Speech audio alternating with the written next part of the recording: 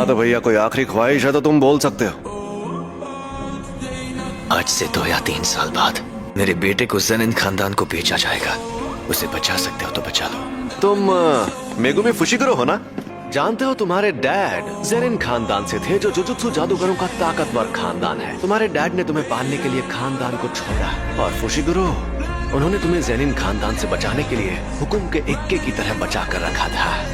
तुम्हें गुस्सा आ रहा होगा ना? हाँ मुझे गुस्सा आ रहा था, क्योंकि वो सफेद बालों वाला इस बात को मजाक में ले रहा था। लेकिन उस वक्त उस अजीब से आदमी ने मुझे ज़ेनिन खानदान को बिकने नहीं दिया था। एग्जीक्यूशन पूरी तरह सीक्रेटली होगा? बिल्कुल भी नहीं। लेकिन वो लड़का पहले ही इसके लिए मान गया है।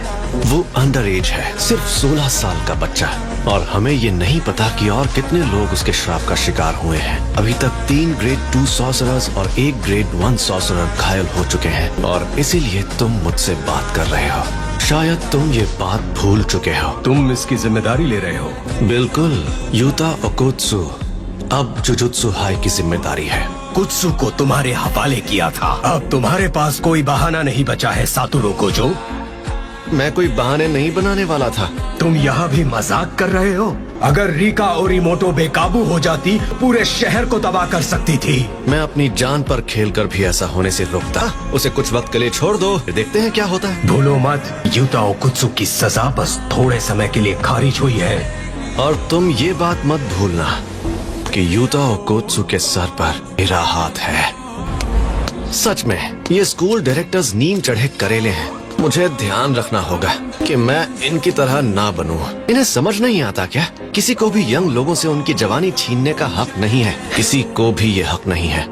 वहाँ जो शक्ति थी वो अव्वल दर्जे की थी, और उन्हें बचाने के लिए जो शायद जिंदा भी ना हो तुमने फर्स्ट ईयर वालों को भेज दिया। उनको तो बिल्कुल नहीं भेजना था। मैंने हमारे सीनियर्स से बहस करके जबरदस्ती उसकी मौत की सजा टलवाई थी, और जिन सीनियर्स को इस बात से दिक्कत थी वे ना होने और उस शक्ति के हमले का फायदा उठाया और धोखे से यूजी को खत्म करवा दिया। तुम इसे कुछ ज्यादा ही पसंद करते थे।